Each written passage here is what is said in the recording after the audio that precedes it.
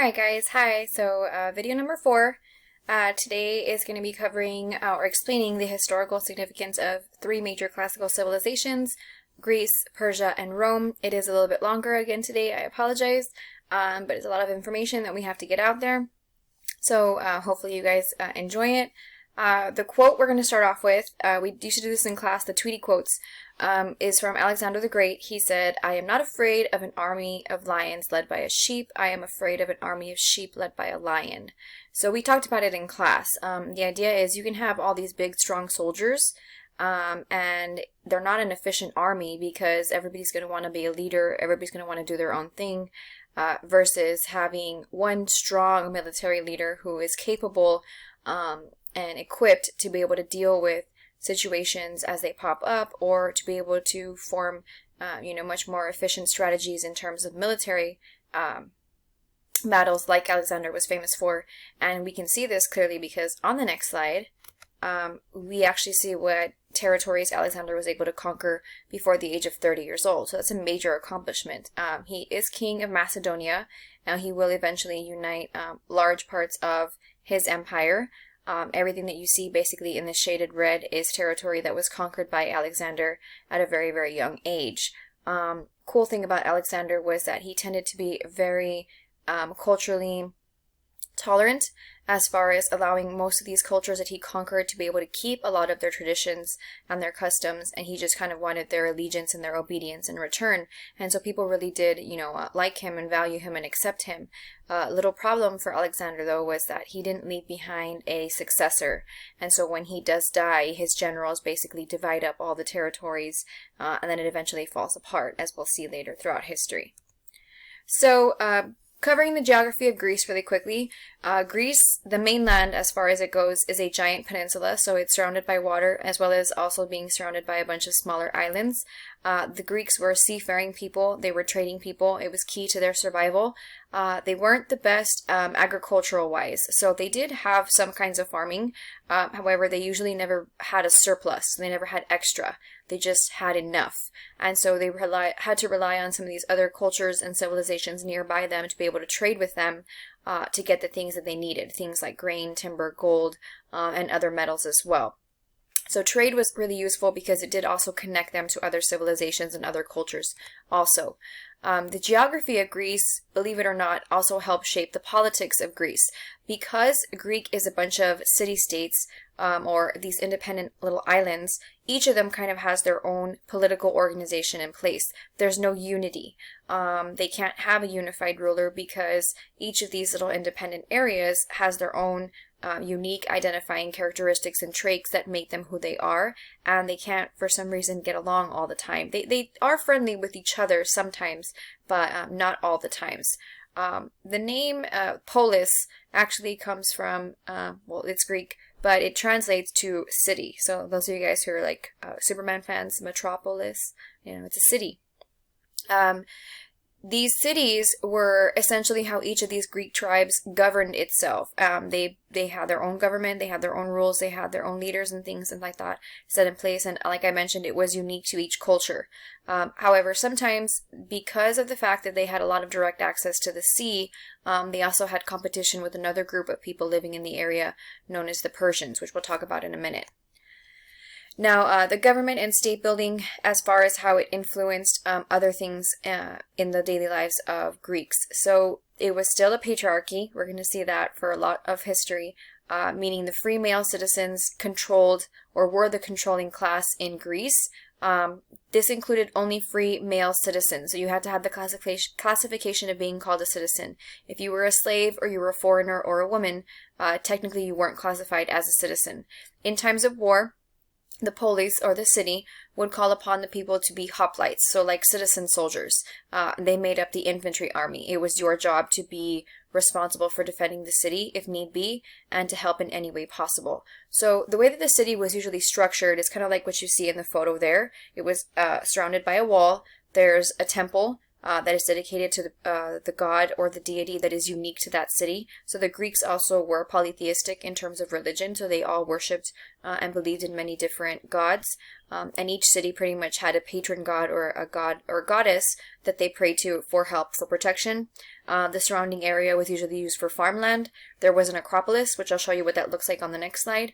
And then you can see the area or the territory for the homes. In the center, there is kind of like, it almost looks like a hacienda style type open area, market area, where announcements would have been made, people would have gathered, and things like that, where people could have interacted with one another. So the most famous Acropolis is probably the one in Athens. It's also known as the Parthenon. If you've seen, I want to say one of the Wonder Womans, I'm not sure which one, but she like lights an arrow and it gets lights it on fire. It is considered a citadel. So another name for a citadel is a fortress, a place where people can go to be safe. So if the city was under attack for any reason, you could go to the Acropolis and seek shelter or refuge.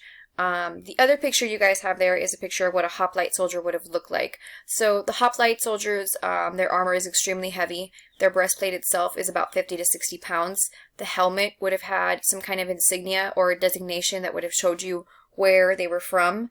And so kind of like similar to the way football players have helmets and it has their team logo on it.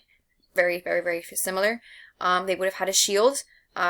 The shield is really, really important because it's almost the way that they fought. They fought shield to shield. It was a way of protecting the man next to them and the other man next to them, and as well as protecting themselves. They usually had two weapons, the long spear and the short sword, and then they would have had greaves to protect their shins. Governments in Greece, there were three different types. There is a monarchy in which the king is in charge. Because they are all independent, each of them have their own way of doing things, and so one of them is Sparta. Sparta operated under a monarchy. So the two top pictures I have there are actually both of King Leonidas. One is the fictional version that was played by Gerard Butler in the movie 300, and then the other one is an actual statue of King Leonidas of Thermopylae, remembered in history. We'll talk about him in a minute also. The other one is the aristocracy or the oligarchy. Oligarchy comes from like few, so oli means few.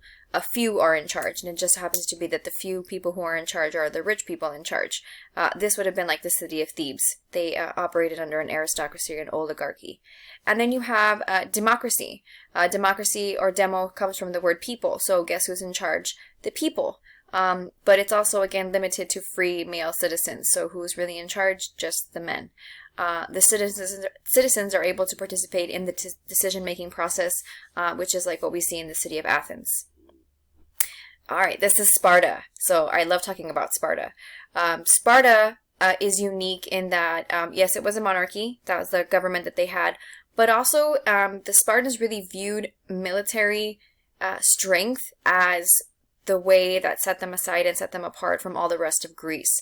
They really developed a society that was organized around producing an extremely powerful military, and they were really, really good at it.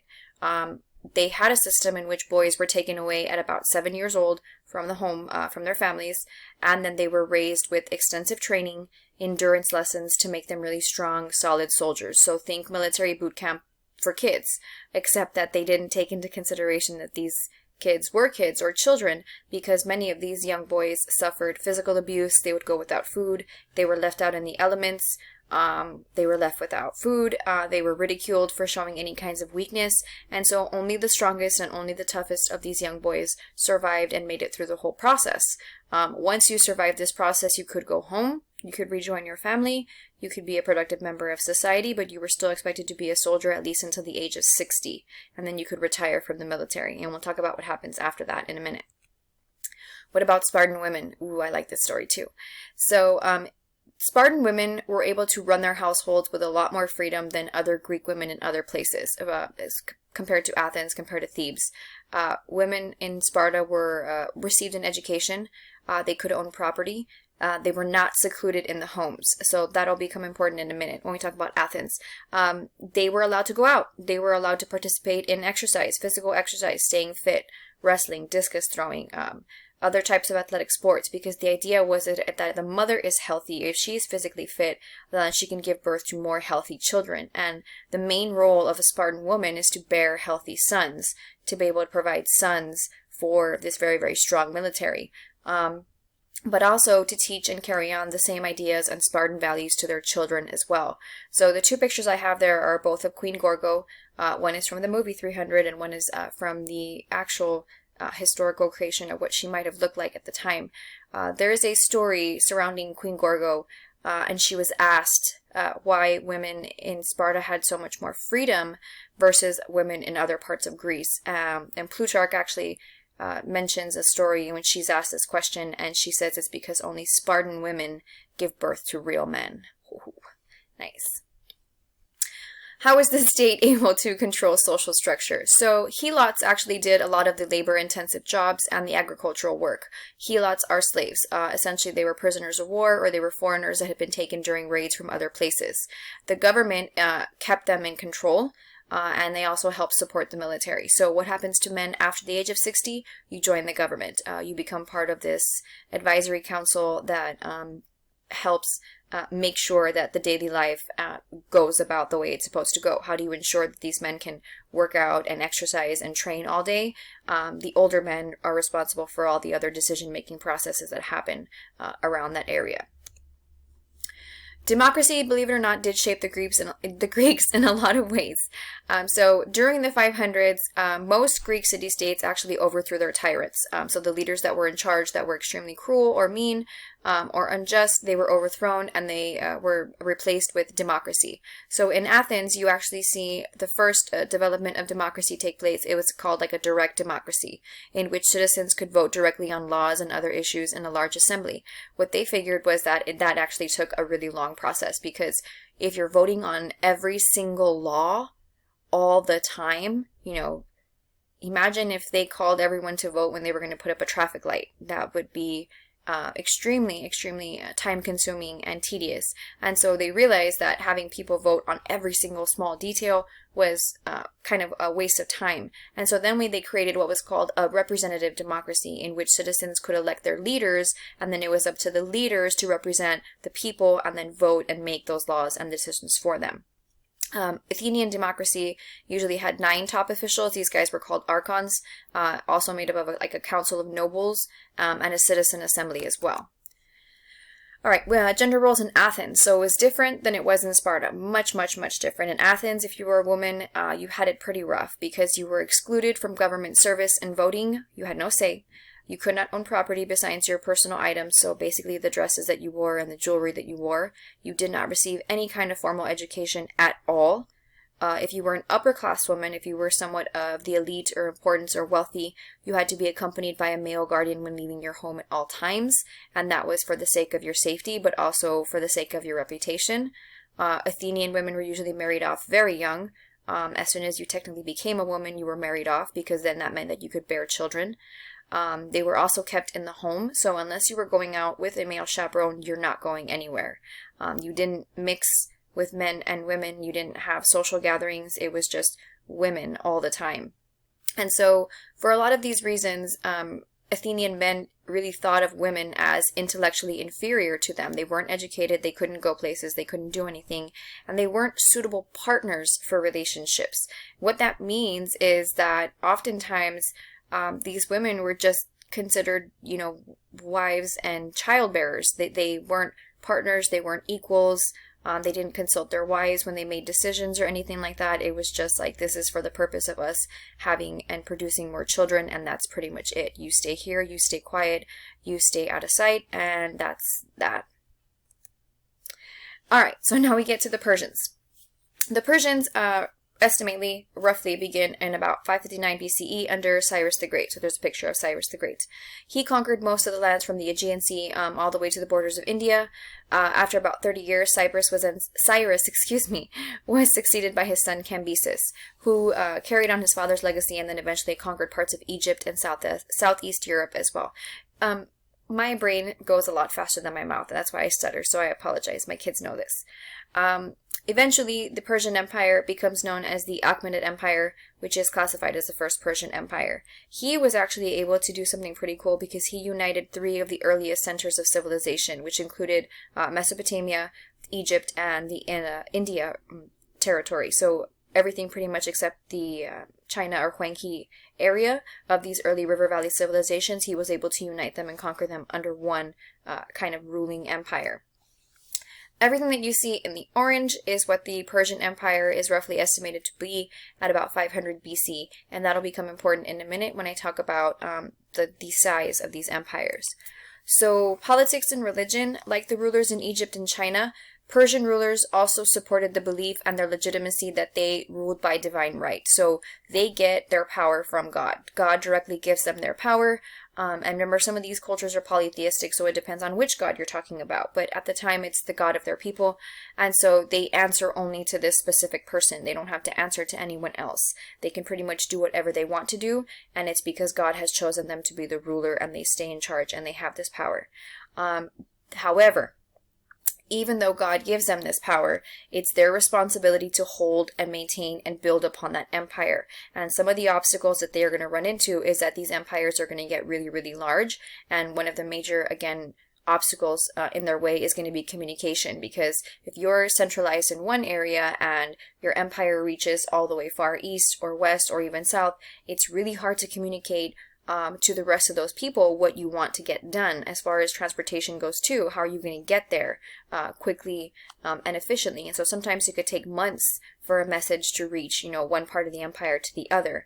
And by that time, a whole bunch of chaos could ensue. So you have the creation of Darius. Oh, I'm sorry. Let me backtrack a little bit. Darius, or Darius, one of the rulers of the Persian Empire, actually creates what it's called provinces. So basically he divides the country or the empire up into these kind of like counties or states, if you will. And it was the job of a satrap, the ruler of a province, to be responsible for making sure that everybody followed the rules. So let's go with states. So like think of how the way a state has a governor. It's the governor's responsibility to make sure that people follow the rules in that area. And it's also his responsibility to report back to the king in case there is any kind of miscommunication or there's chaos happening or war breaks out or anything like that. These satraps were called the eyes and the ears of the king. So it was their job to keep the peace in these areas. Under Darius, you actually see some really cool things being built. Lots of monumental structures, architecture, and it was a way for Darius to really cement and showcase the amount of power that he had. He creates Persepolis, which is a capital city, really impressive royal palace, which you can see there, the remains. He created a royal road, which expanded, or spanned, about 1,500 miles across the empire. He encouraged these roads to be used for trade. And then he also created an early version of like a courier service, like think of a Pony Express, if you will, like a post office type system. He also encouraged the use and the creation of caravanseries. We talked about those when we talked about trade routes. They're kind of like mini hotels in the desert. They're inns, they're markets, and they're usually located along the royal road. And they're about 100 miles spread apart. Do you guys remember why they're about 100 miles spread apart? Because camels can travel about 100 miles before they eventually give out and they need water and they need rest. So that's about the distance between each of these caravanseries. You also have the use of the common currency known as the Persian darak, so the gold coin that's there. Why is that important? Because you no longer have to go to a money changing house or a casa de cambio, to kind of change your money. You can use the same kind of coinage throughout the empire and it's accepted everywhere, so it makes trade a lot easier. Persia versus Greece. So I mentioned some disagreements between the two and some rivalries between the two. They are going to clash over territory. His territory is like where Asia Minor is. Also probably what we know as Turkey today, modern day Turkey. The Persians conquered several Greek colonies, and the Greeks rebelled in campaigns known as the Persian Wars. Athens and Sparta formed an alliance to help defeat the Persians. In about 490 BCE at the city of Marathon, an outnumbered Athenian army defeated the Persian forces of Darius I. So Darius either dies from natural causes or he dies in warfare. It's not 100% sure, but his son Xerxes then takes over. And people thought that once Darius kind of passed on that the war would be over and the troubles with the Persians would go away, but they don't go away. Xerxes just picks up the banner and decides to carry on his father's kind of mission as well. And so Xerxes tries to push through again. He is able to defeat the Spartan 300 at Thermopylae. The Persians eventually capture and burn Athens, and the Athenians would eventually form the Delian League, which attacked the Persians at sea and won the naval battle of Salamis, which completely changed things for the Greeks. It actually made them victorious, and they were able to defeat and push Xerxes back. Because if this had been a battle on the water in the first place, the Greeks would have won hands down, because they are the better seafaring type of people. mini story time. So the reason for the Spartan 300 and the movie 300, it's a pretty good movie, and some of it's mostly historically accurate. But when Leonidas, the king of Sparta, asked for help, the council pretty much denied him because the time that this is happening, it is a religious celebration, and during times of religious celebration, war is not promoted.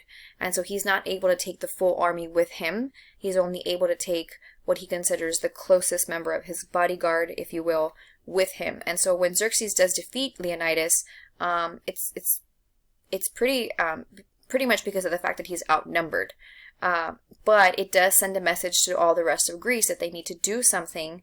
And so the loss of life of the Spartan 300 sends a message that they need to act, they need to get together, they need to put their own beef aside with each other. You know, forget if you're from Athens, forget if you're from Sparta. The Persians are coming after both of us. We need to do something. And so it's because of that reason that they were able to eventually defeat the Persians and push them back.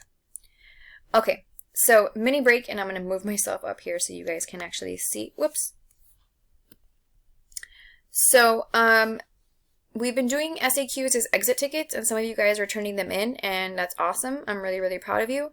Some of you guys are still struggling with the concept of them, and even though we've been doing them all year, I know sometimes they can be a little bit tricky, but the reason that they get tricky for you guys is because you don't stick to the format. And I don't want to limit you guys on what you can write, but in terms of writing, you want to make sure that you're writing efficiently and you're writing in the correct way and the correct format that the AP readers are going to be grading. And so one easy way to remember this is to use a strategy ACE, answer, cite, explain. So let's just take a quick break and look at what an exemplar would look like, what a good one would look like right now. So if I was to ask you the question to explain right now and stop one difference between Athens and Sparta, how would you answer an SAQ? For sure your answer needs to be more than one sentence. And so looking at the way I structured this, I actually color-coded it so you guys can see what it looks like. So my answer to this question uses the words from what is being asked to make sure that I'm answering what is being asked, because sometimes you guys don't do that. So I specifically say one difference between Athens and Sparta was that women had more freedom. That is my direct response to the question. Number two, my job is then to cite evidence. So I'm going to give you something specific. If I'm talking about Spartan women, then my evidence has to be about Spartan women. So I'm saying women in Sparta were allowed more freedoms because they participated actively in their society. Okay. That's kind of a general answer. It's not as specific as it could be. So this is where the third step is really, really important, because sometimes also when you're writing, it takes you a while to get to a thought, to get to an idea. And so the explanation, the job of the explanation is to really tie everything into kind of like this circular answer, because it has to go back to what was the original question, did you answer it, and did you cover all points of the prompt. So this case is saying you have to answer a difference between Athens and Sparta. If you notice, I haven't talked about Athens yet. So I need to make sure that in my explanation, I go back and mention Athens a little bit, because I have to make sure that I am answering all parts of the prompt. So my explanation says this included activities like sports and staying fit so that they could bear healthy children. Women in Athens had little or no freedoms because they were considered weaker. So did I meet all the requirements of the SAQ? Yes. And I went ahead and made sure that I go back and I mentioned Athens as well, because it does ask me the difference between the two. I didn't just talk about one. Okay. So back to the presentation. Now we get to, whoops. Oh, okay. Here we go. I'm sorry, guys. I'm still figuring this out. It's kind of new. All right. So now we get to the Romans, last civilization. The geography of Rome. Rome is actually situated in a really interesting spot. They're geographically, it's in a great spot, because to the north of them they have the Alps, the mountains, which actually provide them a protection from the invasion of land, or invasion by land to the north. They're also surrounded by the sea, which gives them a pretty good view of anybody coming on the water routes towards them, unless you're, taking a huge armada, which is like thousands of ships. They're going to see it coming pretty quickly. It also gives them easy access to parts of northern Africa, Palestine, Greece, and the Iberian Peninsula, which we know as Spain and Portugal.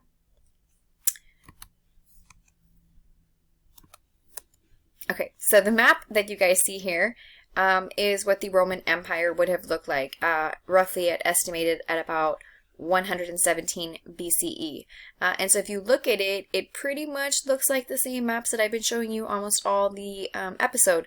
Looks like Greece, looks like Persia, just a little bit added to it. So some of the parts that were added to the Roman Empire are going to be the Germanic forests, and even reaching all the way as far as Great Britain, and then as well as adding and putting some parts of the Middle East as well. All right, so who were the Greeks? I'm moving myself back and forth here. I'm sorry. Oh my God, who are the Romans? The early Romans owe their history. Owe their history to three groups: the Etruscans, the Latins, and the Greeks. The Etruscans were settled in northern Italy, part of the peninsula. Rome originally is also called the village on 7 hills, so you can see the 7 hills there. They are famous for mining iron, copper, and tin, which are all important in terms of weapons and tools. They built roads, elaborate roads, lots of roads, and temples, and they were extremely skilled military tacticians, extremely highly disciplined. It's going to be one of the things that puts them ahead of everybody else, is the Roman army was feared a lot. They began to mix with the Latins of central Italy, and we also gained, or the Romans were able to gain the alphabet from the Greeks because of trade.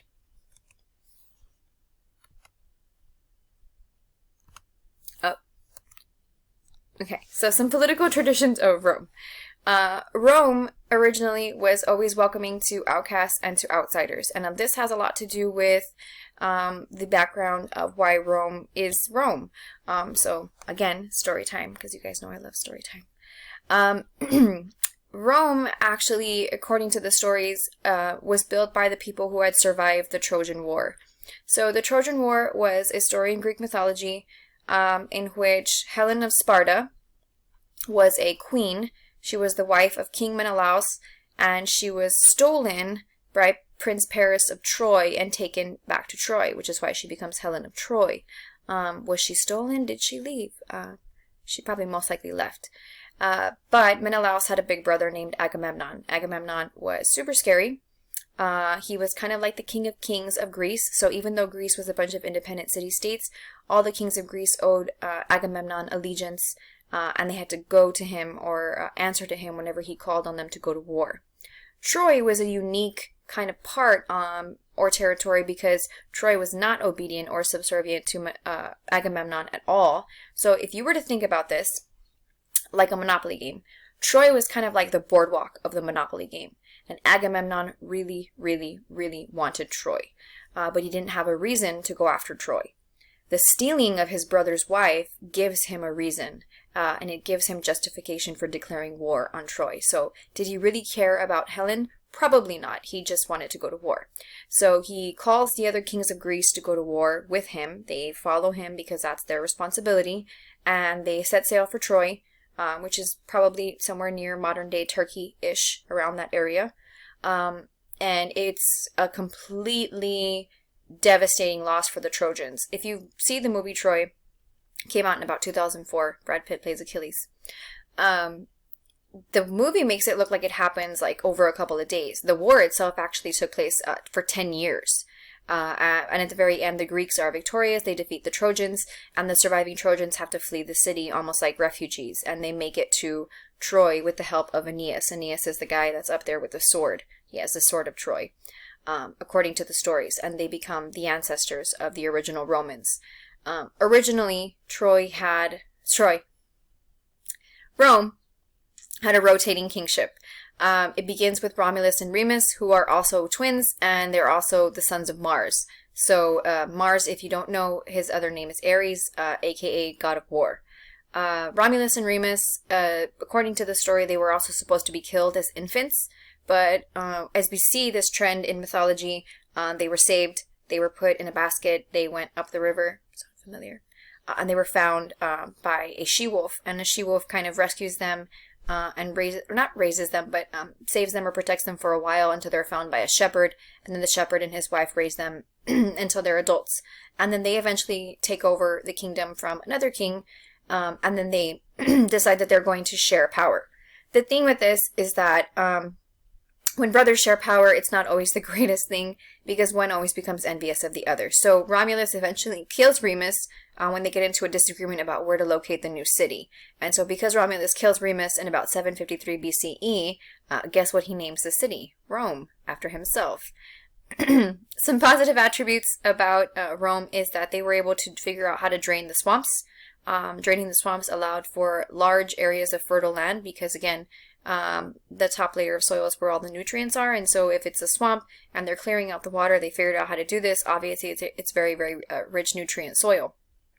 They also have reliable sources of drinking water or wells, and then the location of Rome, the city itself, it's about 15 miles up the Tiber River, near the Tyrrhenian Sea, which was good for trade and yet also far enough to be defended. So some pictures, like I mentioned, you see the she-wolf of Rome. You will see this statue if you ever go and visit there. People put it all over the place. You see the Romulus and Remus, the twins of Rome, the founders of Rome. Then you see a picture of Mars, who is supposed to be holding a sword, but some of the sword is missing, and that's because, according to the story, Mars falls asleep and his sword falls out of heaven, and then it, falls to Earth and it gets lost. Some people say Attila the Hun found it. We don't know, but it's a myth. And then you see the shepherd rescuing, the children from the she-wolf.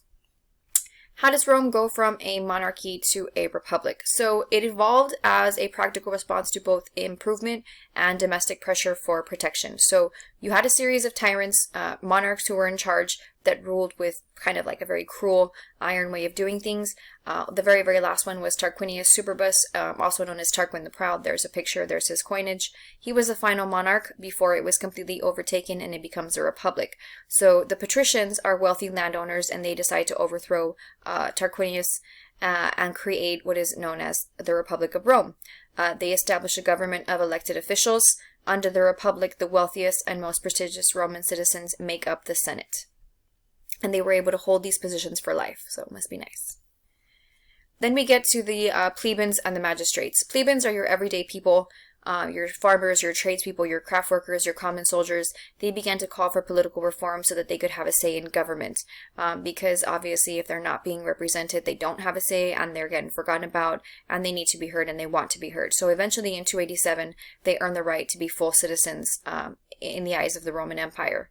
Then you have magistrates. These are officials who carried out the day-to-day operations of the government.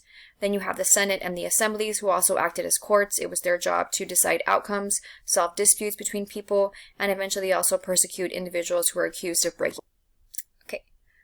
So then we get to tribunes and consuls. These guys are probably the most important parts of the setup here. Tribunes are elected to represent the plebeian, so they're elected to represent the average everyday person. They could also have some measure of exercising veto as far as it goes in the power of the Senate. Senators also often kept tribunes in their leadership circles under kind of like a patron-client relationship. It was part of the political and the social life. So let me kind of explain what that means. If you've ever seen any typical teen high school movie, there's always a cafeteria scene and they will show you like here are the jocks and here are the drama people and here are the nerds and here are the burnouts or here are whoever, and they separate everybody in these social groups and social classes. And then almost all of these movies also will depict, a popular person coming to the table and, sitting with a new kid and talking to them or forming a relationship. And the idea is that these popular kids usually want something or need something. They want to make, the unpretty girl the prom queen, or they want, the nerdy kid to do a project for them, or they want to do something. But the idea is that it's a give and take relationship. And so in this case, the senators are the popular kids and the tribunes are everybody else. They operate on a you help me, I scratch your back, and then you scratch my back kind of thing. And so it wasn't because they were just genuine and they wanted to be nice to these guys and reach out to them. It's because they needed to have the common people in their pocket because the common people voted for them, essentially. Consuls were the most important part at the top. There were usually 2 consuls, and the reason for that is because one could out-veto the other. These consuls were the most important part as they served as commanders of the armies, especially military campaigns. And they would use the term and they would say veto, which basically means I forbid it, to kind of overturn the other one's decision. Then we get to civil laws. So Rome was pretty forward-thinking in terms of creating individual laws that protected the rights of the people. These laws eventually became codified and they became known as the 12 Tables of Rome. They were also put on display for people to see because you need to know if you're breaking the law, and you have to be able to see it. You don't see it, you don't know it, you can't plead like, oh, I didn't know. You have to know. It also created some things like the concept of being innocent until proven guilty. It also created a pathway for lawyers because lawyers got really creative at interpreting these laws. Keyword interpreting. They found lots of loopholes and ways around these laws. And then later, this code would become international because, as we're going to see, Rome would conquer huge vast amounts of territory, and they would apply this code to all the territories that they conquered as well, not just to Rome. So Rome, like I said, does expand. They, at one point, controlled the entire Italian peninsula as well as other areas, but because of their military strategies, their leaders that were very qualified, they had smoothly organized armies, very disciplined. It became the Roman trademark, like I mentioned. The groups of conquered peoples received some benefits if they provided aid to Rome. So what does that mean? If you were a group that was going to be conquered and you fought back, your two options were slavery or death. If you did not fight back, if you put the weapons down and you kind of said, okay, we get it, you guys are stronger, you're going to beat us anyway, we give up, then you were more likely to be spared and receive some kind of, not necessarily money, but you didn't die. And you were able to become part of the Roman Empire. You may not have been classified as a citizen, but you were able to keep some part of your dignity, I guess you can kind of say. Rome would then go on to conquer Greece and Gaul. They would extend their power into southern Italy. They would conquer some Greek colonies. Then they would fight a series of wars between 215 and 148 in which they eventually defeated Macedonia. Macedonia was where Alexander was from. They took over the remaining parts of Alexander's great empire. And then they move and they set their sights on the northern/western part of Gaul. We don't call it Gaul today. Today it's called France. And this was a particularly important part to Julius Caesar. Julius Caesar was a very young soldier/leader. Eventually would rise to the ranks of general and even consul one day. But it was during this time that he really made a name for himself by being, kind of like the conquering hero. Then you see Carthage. Carthage is located in northern Africa. At one point it belonged to the Phoenicians. The Phoenicians, we owe a couple of things to them. We get our alphabet from them, or parts of our alphabet. We get it from the Greeks too, but the Greek got it from the Phoenicians. The Phoenicians, that's why you see the word phonics, like phonetics, how words and letters sound. They were also seafaring, trading people, and things like that. But the Phoenicians at one point owned Carthage or controlled Carthage, and then it falls to this group because they were able to conquer parts of Spain as well. So Roman Carthage both wanted control over the Mediterranean sea trade, and so they would fight a series of wars known as the Punic Wars. Rome was actually able finally to capture the city in 146, and when they captured the city, they were pretty angry that it took them so long to be able to capture the city. And the reason I say that is because once they captured Carthage, they destroyed it, they enslaved the population, and they salted the land to make it infertile. So they literally planted salt. Talk about salty. Just kidding. No, they did that to really send a message to other groups who wanted to fight or stand up to the Romans. And the idea was that if you come and you want to stand toe-to-toe to us, we will destroy you. And so they destroyed Carthage. Later, it would give them control over a very large empire, including the parts of North Africa, Spain, Sicily, and conquered parts of Syria, Egypt, and Britain, and Germany as well. So these are territories that they had already conquered. Ironically enough, they would realize that Carthage is actually important in terms of trade and location, and so they would go back to the city and try and rebuild it, and at one point, it'll actually be Rome's fourth largest city in the empire. So this is just a map or a battle depiction of where the major fighting took place for these Punic Wars. Everywhere you see like a little X or the little swords kind of being crossed, that's where a battle took place. And so it does, like I said, reach to parts of northern Africa as well as to the southern parts of Spain as well. But eventually the Romans will just conquer and take over all of it. Okay, so those of you who are already hating on the Romans, you're like, man, these guys are jerks. They just took over everything. Eventually, they are going to get a taste of their own medicine. So this is much more in the future, so we're kind of jumping forward, and then we're going to jump back. So I apologize, but I did want to give you this interesting story because I think it's important for you guys to know that eventually the Romans do kind of get what's coming to them.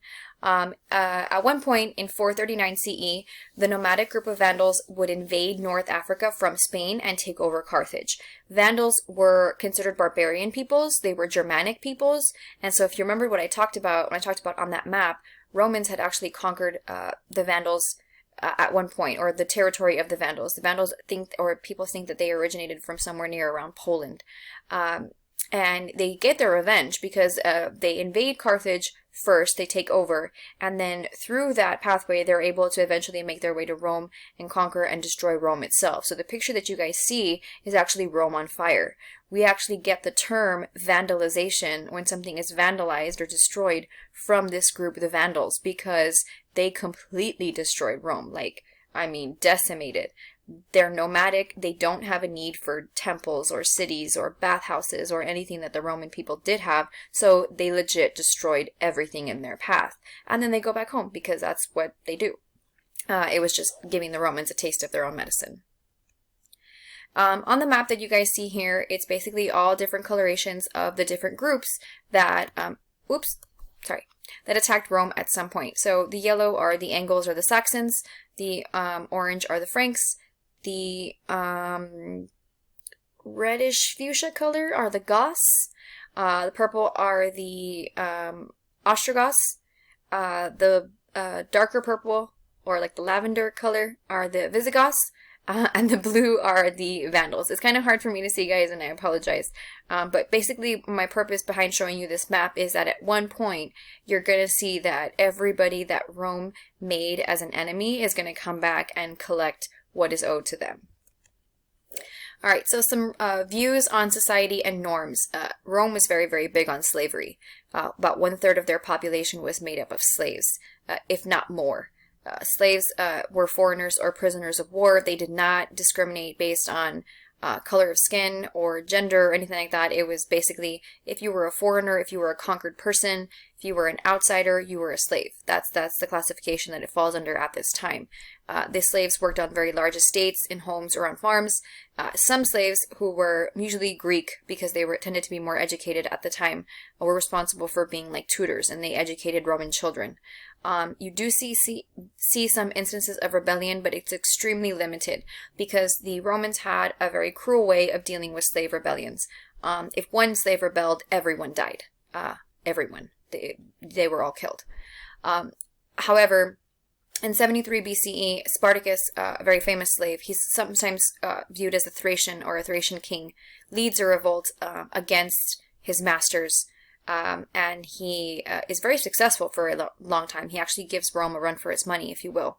Along the way, many Roman soldiers kill thousands of rebels before eventually the rebellion is crushed. And then at some point, as a message, 6,000 slaves were captured and crucified and put along the Roman roads for people to see. So they are literally displayed, crucified alongside the streets as a message to not rebel against the Republic of Rome. Women did face many forms of discrimination. They did not vote. They had no say in marriages. The man is considered the head of the household. Women could inherit from their fathers, which gave them some semblance of power over their husbands because they didn't necessarily have to join their bank accounts when they got married. This really only applies to wealthy or elite women in these cases.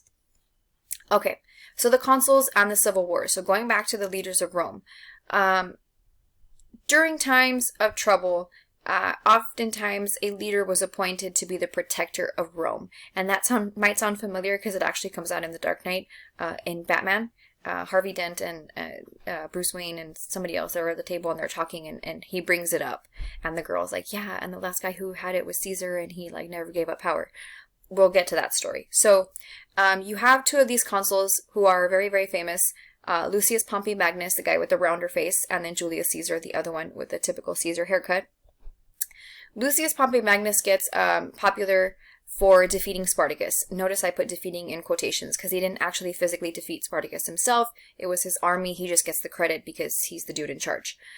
He was also a pretty strong military leader and he was pretty popular in his lifetime. Julius Caesar, along with Marcus Licinius Crassus and Caesar, form this, what do you call, like a triple alliance, if you will. And it's an alliance of these three men, but at one point Pompey is defeated by Caesar and Pompey has to flee to Egypt for his safety. Julius Caesar was a little bit different because Julius was a popularis. In terms of how popular they were, even though Lucius Pompey Magnus was popular because of this whole defeating Spartacus issue, he was still a rich guy. So the common people saw him as a rich guy. He's going to be from a wealthy family. He's got a silver spoon in his mouth. And so he's not as popular as Caesar, who has risen up in the ranks. He was a lowly soldier. He conquered some territory. You know, he was a war hero. On top of that, he gave a lot of money back to the people. He helped out veterans. He was big on landowning, as far as landowning and then redistributing that land to veterans who had fought in the wars. And so he was a big advocate of the common man. He believed that if you could give the people bread and circuses, which actually means like Panem, which goes back to the Hunger Games. Anyways, I get distracted. But if you can entertain the people and keep them fed, you will have their power and you will have their devotion. And he held that power, which will eventually mean that he's the dictator for life, or he declares himself dictator for life in 46 BCE. I already mentioned it. So he did accomplish some major reforms. He also revised the calendar. So he added a whole entire month for himself. Can you guess what month that is? July. He increased the size of the Senate because he gave more positions of power to tribunes and people who were lower citizens, not necessarily the rich or the elite. He did also extend citizenship to some people who had been living in Rome for a long time. So he created a pathway for some foreigners and some slaves to be able to earn citizenship.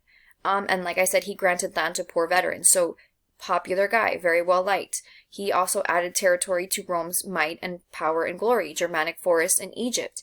When he goes to Egypt, he meets young Cleopatra and he has a son. Little problem, Julius Caesar has a wife in Egypt. He has a wife in Rome. So when he goes to Egypt and takes another wife, essentially, and then has a child, people become very, very afraid of this. The reason for that is because with his current wife in Rome, he doesn't have any surviving children. He has a nephew, Octavian, who becomes very, very popular. Hold on one second, laughing because my daughter interrupted. That's okay. She's super cute. Anyways, okay, so his wife in Rome hasn't given him any children. Cleopatra gives him a male heir, which is extremely important because male children are the inheritors. He does have a nephew, but it's his nephew, and that's the closest male member of his family. So the crown would essentially go to him. Oh, I should backtrack a little bit. It's not really a crown. Julius Caesar, they tried to make him king 3 times. He actually refused to be called king. So he just preferred, Caesar. And that becomes kind of associated with king in a way. But he didn't want to be called a king actually because that would be the opposite of what a Roman republic is. So he didn't want that title officially. But people do get concerned because now that Caesar has a whole new family in Egypt, he's spending all his time in Egypt and he's not dealing with any of the situations that are happening in Rome. And so his conspirators, people that conspired to kill him, actually create this elaborate scheme in order for him to come back to Rome. He goes to Rome in March, and he is actually murdered by a group of his closest friends, Brutus and Cassius. That's where the saying, "Et tu, Brute," comes from, even you, Brutus, because he is welcomed into the Senate. He thinks it's just going to be a typical average everyday meeting, and then as you can see from the picture, he's surrounded by everybody, and they just start literally stabbing him to death. And it was a very, very bloody and very violent scene. That's where you get the term, like, beware of the Ides of March, because Julius Caesar was killed. But it doesn't solve the problems in Rome. With the killing of Caesar, people are really angry because he was a man of the people. People loved him, and they're upset with the senators. And so what it ends up actually causing is trouble with Julius Caesar's best friend, Mark Antony, who is his lead military general, who he's also made a senator, as well as Octavian, the person that he put in his will as his adopted son and his next in line. He didn't have time to change those things to put his actual son, Caesarion, with his daughter, with Cleopatra, on paper. So his son by Cleopatra doesn't technically inherit anything, even though he is biologically Caesar's, because of the way that the Roman laws are set up. Octavian gets all of the benefits of being Caesar's son. So some pictures, you have Julius Caesar at the top, you have Mark Antony on the bottom, and then you have a picture of Cleopatra there. Cleopatra was a very interesting woman, and again, story time. She supposedly, according to the story, is rolled up in a carpet and presented to Caesar. And the reason for that is because Cleopatra was queen of Egypt, but she was being controlled by her brother, who also happens to be her husband at the time, who was a young king, very, very young king, who was being advised by his council members. Cleopatra presents herself to Caesar, and she aligns herself with Caesar because she knows that Caesar is a very, very powerful man, and he can get her what she wants, which is essentially to be queen of Egypt by herself without her brother controlling her. And so eventually in the process, she aligns herself with Caesar, she gives Caesar a son, and she gets exactly what she wants, and she becomes the pharaoh of Egypt. Now, when Caesar dies, it's a very troubling time for Cleopatra because she has no idea what to do. Mark Antony and Octavian, who will then take the name Augustus, divide power. Essentially, Mark Antony is sent to Egypt to go control the situation over there. But in the process, he and Cleopatra also get together, and then she gives Mark Antony twins, a boy and a girl. So eventually, Augustus also becomes wary of the situation too, because you have all of these children that are half Roman that have really strong legitimate claims to very, very powerful Roman estates in Rome and could be a threat to his power. And so Octavian eventually is going to want to go for full and complete control power. He invades Egypt. He attacks Egypt. At this point, Mark Antony and Cleopatra are so weakened by lack of resources, lack of help from Rome, that in the story they both essentially commit suicide, and then the children are taken away. Caesar's son, Caesarion, never makes it to Rome. Something happens to him aboard the ship, and he doesn't make the journey. He's ill, and things ensue. But more than likely he was killed because of the fact that he was Caesar's biological son and a major threat to Octavian/Augustus. The other children do survive, and they are raised up until about the age of 15. And then Mark Antony's son also dies in a freak accident in the middle of the streets. It's ironic that that happens at 15, because in 15 Rome considered men or young men men. So it would have been the age where he inherited his father's property, and then he also mysteriously dies. Cleopatra's daughter was married off to the king of Juba, and then her story continues further later. But the last picture I put up there, and I told you guys this story, is one of the more famous things that Octavian/Augustus did was when he got to Egypt, one of the first things he did besides, taking over Mark Antony and Cleopatra's territory was that he burned the Library of Alexandria. He literally set it on fire, trying to destroy and erase Egyptian history. So, yeah. All right. So we're at the end of our lesson, finally. Thank you for putting up with me. Love you guys. Miss you guys. Your exit ticket for today is to explain the historical significance of the Greeks on later civilizations, and then also to explain one way in which the Roman Empire was able to solidify or legitimize their power. So you're answering this in the separate document on Google Classroom, and then you're submitting it. It's the last one in the paper format, so make sure you submit it by Friday, which is the deadline, April 3rd, to get all of those things turned in so that you guys can receive the adequate credit. If you guys get confused, go back to the one that I showed you about the Greeks. That was kind of like an exemplar, so you can kind of model on how to format or structure the answers to both of these as well. That's it. Thank you guys for putting up with me, and then see you later. Bye.